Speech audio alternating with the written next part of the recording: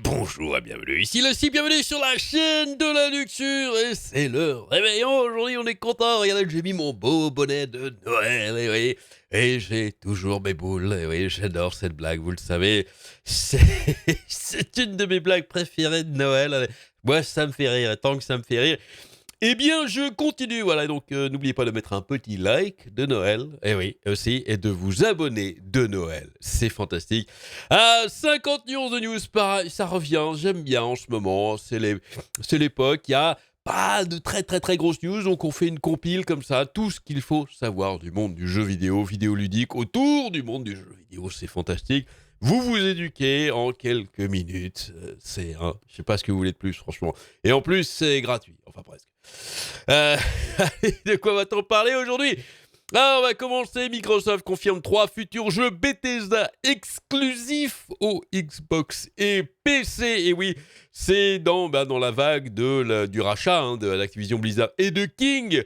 Parce que Microsoft, ils font des dossiers, ils rendent des rapports. Ils font des petites lettres en disant oui, voilà ce qu'on veut faire, voilà ce qu'on veut pas faire. Et on apprend dans une petite lettre de monsieur Phil Spencer qu'il y aura 3 exclusivités. D'ailleurs, il ne s'en cache pas. Alors le truc, c'est qu'ils disent pas les noms. Bon, on se doute que ça va être Redfall, Starfield et The Elder Scrolls 6. Si ça vient de chez Bethesda, je vois pas autre jeu, donc ça sera cela. Starfield, bon, c'est déjà. The Elder Scrolls 6, il y a un gros doute, mais ça me semble évident. Et puis Redfall aussi, ça me semble évident. Donc voilà, c'est pas surprenant. Et par contre, ils disent qu'aussi les autres, The Elder Scrolls Online restent en cross-platform, et puis d'autres aussi.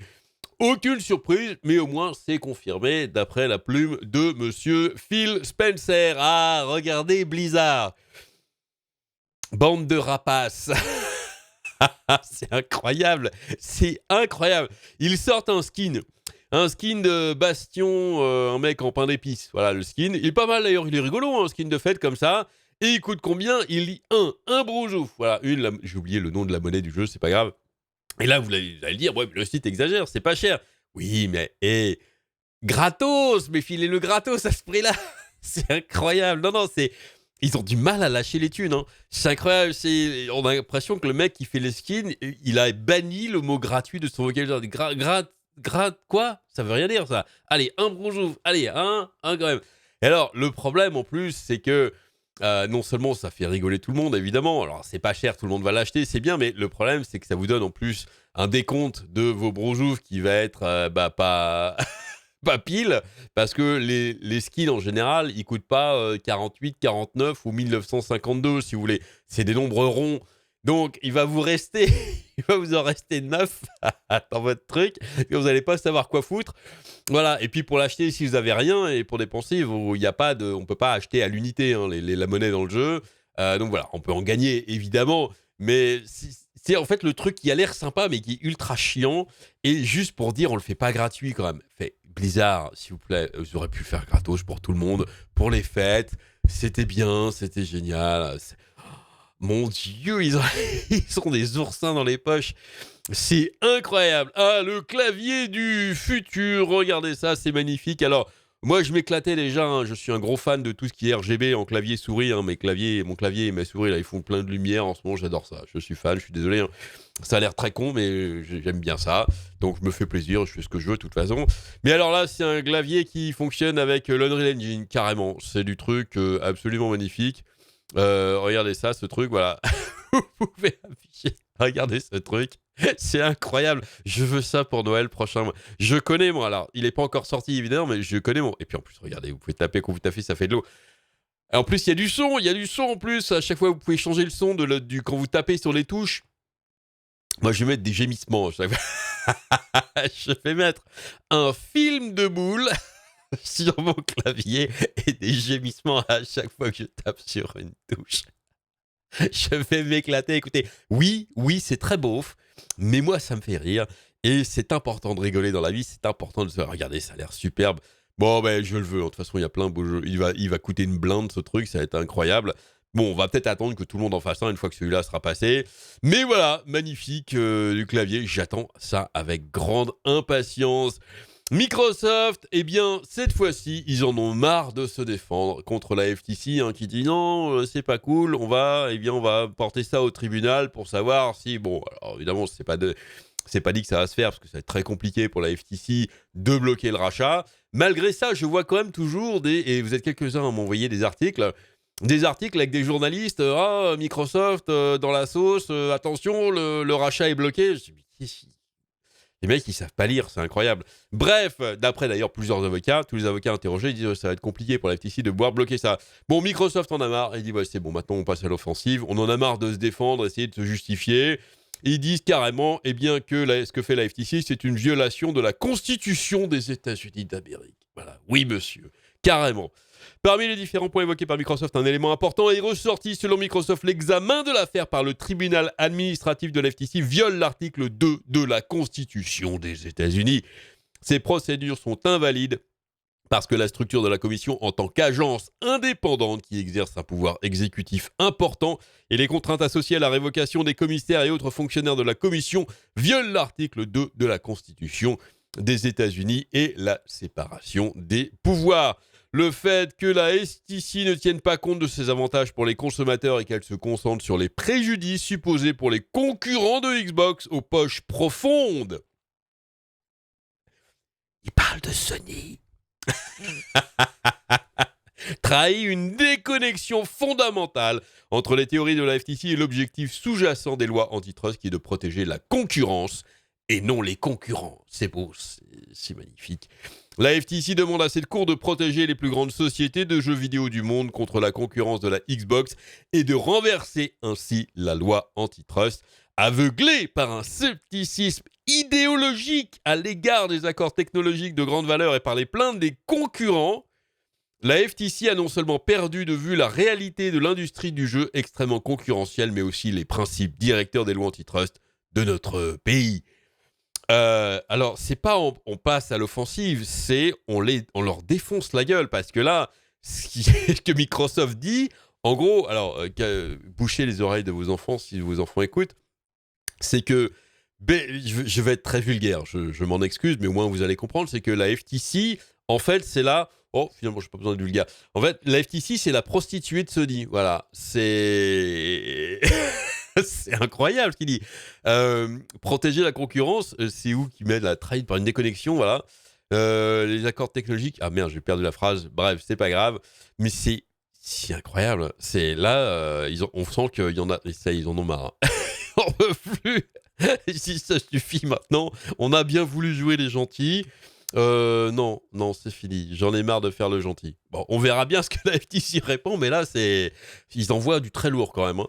Un truc très amusant, dans les Half-Life 2, des fois, on découvre comme ça des trucs sur les très vieux jeux.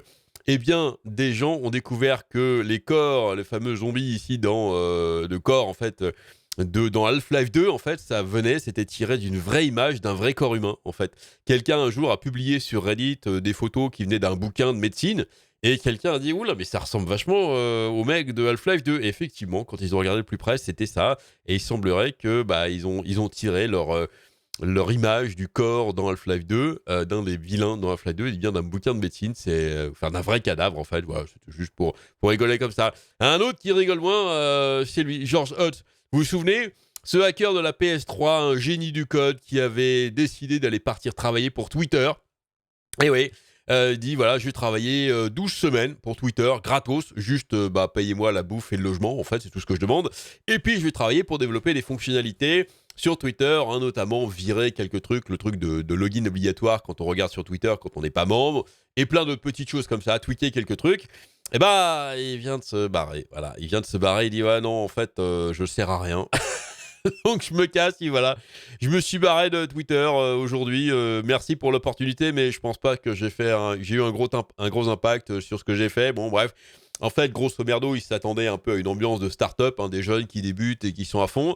Et visiblement, c'était pas trop ça. Il dit, entre les Uber Eats réchauffés, le truc de la liberté d'expression assez questionnable quand même, c'est pas tout à fait ça.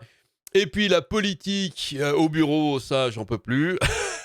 ça existe. Voilà, franchement, je voyais rien que je pouvais faire. Donc voilà. Et par contre, alors il critique en fait de la façon dont ça fonctionne. Que c'est pas pour lui. Mais par contre, il met un gros coup de lèche à Elon Musk. Il dit non, mais Elon Musk, il a des skills de management qui sont très très loin des miens. Je ne suis qu'un nain à côté de lui. Donc voilà.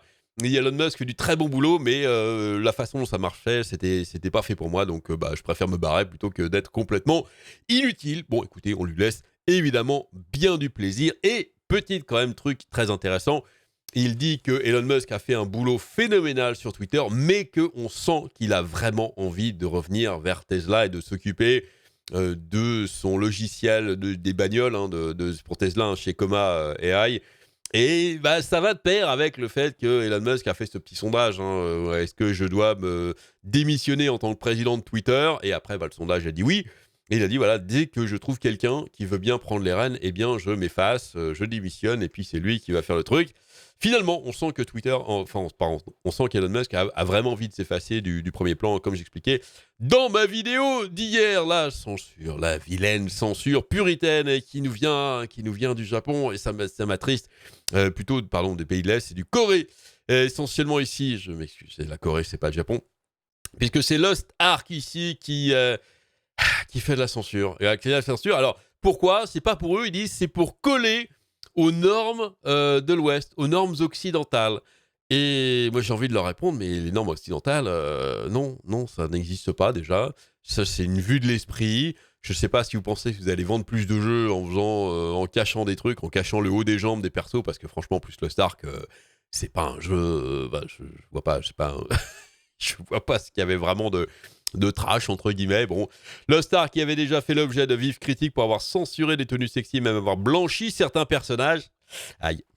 Censure à nouveau davantage de tenues pour mieux s'adapter aux normes occidentales, ce qui n'étonne guère beaucoup étant donné que le site est publié par Amazon Game Studio. C'est plutôt Amazon Game Studio qui, à mon avis, avait voulu censurer ça, et c'est naze, voilà. La version coréenne est actuellement en avance sur la version occidentale, et la version occidentale est contrôlée par Amazon Games. L'un des prochains ajouts au jeu que beaucoup anticipent est la nouvelle classe, l'artiste. Ah, avec un gros pinceau. Pourquoi pas ? L'artiste est une classe féminine, c'est sexiste ça, qui a tendance à porter des jupes courtes. Toutes les artistes portent des jupes courtes d'ailleurs, c'est bien connu, c'est pour ça. Un fait qui a perturbé Amazon. C'est oui, une artiste en jupe courte. Non, c'est scandaleux. Lorsqu'ils ont décidé de donner aux personnages des shorts et des collants à la place des normes... des shorts et des collants à la place des jupes courtes, voilà. Au nom des normes occidentales. Alors maintenant, c'est les jambes. Voilà. Avant, c'était les décolletés qu'il fallait censurer. Voilà, un bout de nichon, non, même juste de la peau, mais juste une courbe de nichon. Non, c'était trop, c'était scandaleux, il fallait cacher. Maintenant, c'est les jambes. C'est honteux. C'est n'importe quoi. Voilà, l'image qu'on donne, c'est je sais pas, c'est qu'il faut cacher vos jambes. C'est les jambes, c'est sexuel, c'est. Le gameplay ne changera pas pour la classe artiste, il manquerait plus que ça, mais certains skins seront modifiés pour mieux correspondre aux normes. Non, pour mieux correspondre à la censure qu'Amazon veut. Il y a aucune. Les normes occidentales, ça n'existe pas. Je veux dire, c'est pas. Du moment qu'on fait pas du porno non plus, il y a des trucs interdits aux moins de 18 ans dans la loi, mais sinon c'est tout. Plus précisément, les peaux avec des jupes courtes auront des shorts ajoutés sous la jupe et d'autres peaux auront des longueurs de pantalon ajustées ou des collants ajoutés.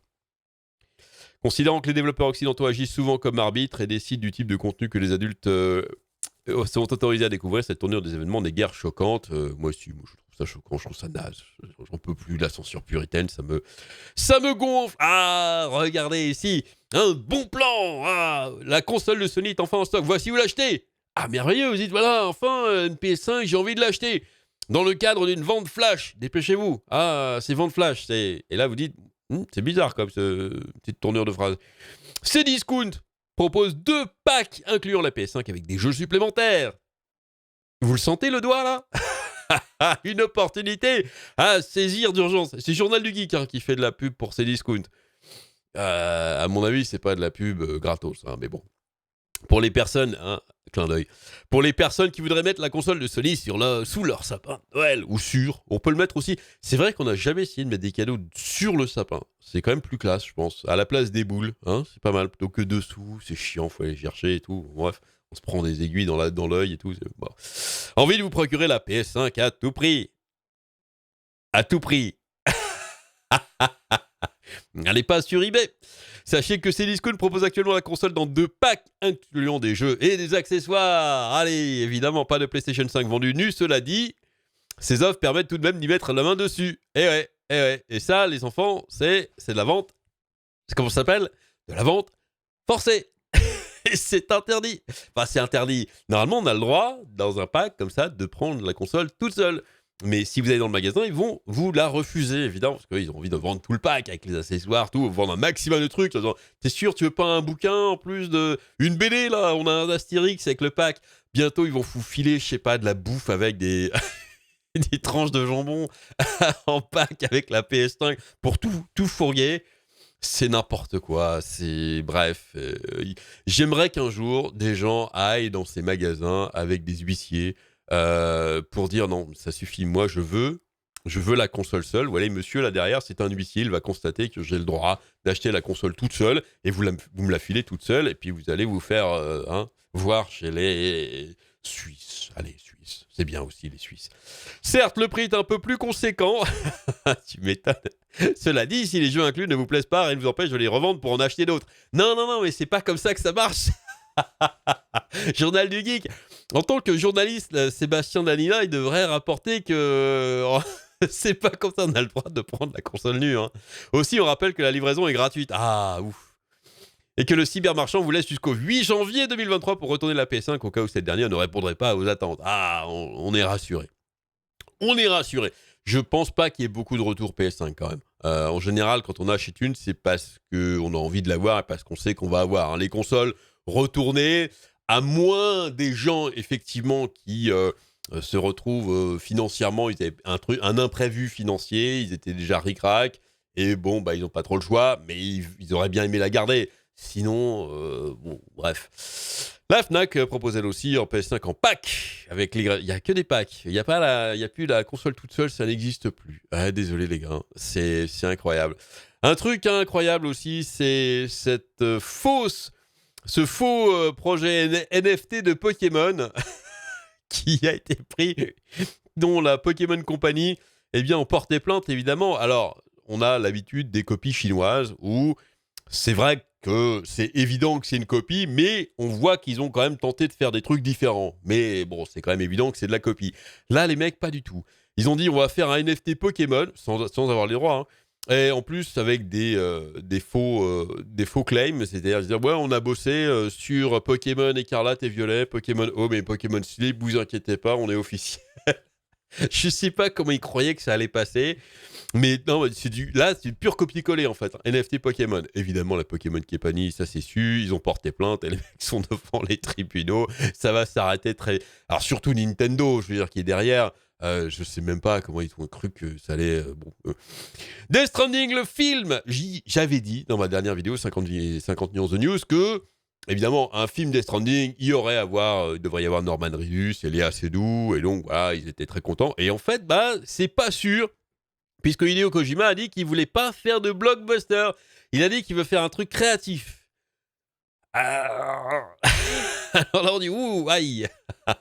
C'est un film d'auteur dans Death Stranding. J'étais en appel vidéo avec de nombreuses personnes à Hollywood chaque semaine au début de l'année dernière, et pas seulement pour Death Stranding. Tiens. J'ai reçu beaucoup d'offres, mais mon intention dès le départ n'a jamais été de faire un film à succès. Il y avait beaucoup de propositions pour faire un film à grande échelle avec des acteurs célèbres et des explosions. Mais à quoi serviraient des explosions dans Death Stranding? Bah, si, ça peut coller, si. Faire de l'argent n'est pas non plus une priorité pour moi. Je fis une approche plus art et essai, et la seule personne qui a proposé de faire un film de ce genre est Alex Lebovici, ce qui me fait penser qu'il est un type plutôt inhabituel. On ne sait pas à quoi ça va ressembler, ce truc d'arrêt d'essai Death Stranding. Ça va être... on va passer peut-être 2 heures les yeux grands ouverts. Mais qu'est-ce qui se passe? Je comprends rien. T'as compris, toi? Non. Ah bon, on ne comprend rien. Nous n'avons pas... Ça va être une échelle. Ça va être la vie d'une échelle, en fait, dans Death Stranding. Et on va voir l'échelle qui tombe, en fait, comme ça, qui tombe pendant 2 heures. Voilà. Ça va être magnifique. Sur des cailloux. Voilà. Et à un moment, il y a un bébé qui vole. Et qui va faire pipi sur l'échelle. Et là, il va y avoir des fleurs qui vont sortir de l'échelle, qui va être en bois, évidemment, l'échelle. Des fleurs, ça va donner un arbre. Et après, il y a des mecs qui vont prendre l'arbre et qui vont refaire une échelle avec, en bois. J'ai le pitch. Voilà, pas besoin de chercher plus loin, Idéo. Si tu nous écoutes, je viens de te faire le pitch du film. Nous n'avons pas encore tout à fait décidé de cela, hein. Il parle évidemment des acteurs qui devraient revenir. Et moi, c'était surprenant, c'est ça, surtout qui m'a surpris quand même. Un film Death Stranding sans Norman Reedus. Bon. L'échec des adaptations cinématographiques de jeux d'il y a quelques temps a conduit à un grand nombre de films qui s'adressent aux joueurs. C'est pourquoi ils ont le même genre de look qu'un jeu. Je ne veux pas que le film Death Stranding soit comme ça. J'ai plutôt l'intention de modifier, de faire évoluer le monde de Death Stranding de manière à ce qu'il convienne bien au cinéma.